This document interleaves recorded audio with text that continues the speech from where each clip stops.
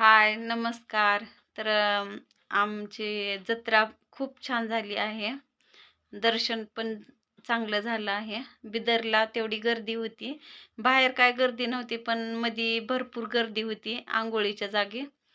म्हणजे ते पाण्यातून रस्ता जातोय ना देवाला, तिथंच भरपूर गर्दी होती. आणि तिथंच थोडा जास्त वेळ लागला आम्हाला दर्शनासाठी. नाहीतर बिदरला मैलारला काही गर्दी नव्हती, काय नव्हतं. पटकन दर्शन झालं आपलं आणि यायला पण आपल्याला उशीर झाला आहे.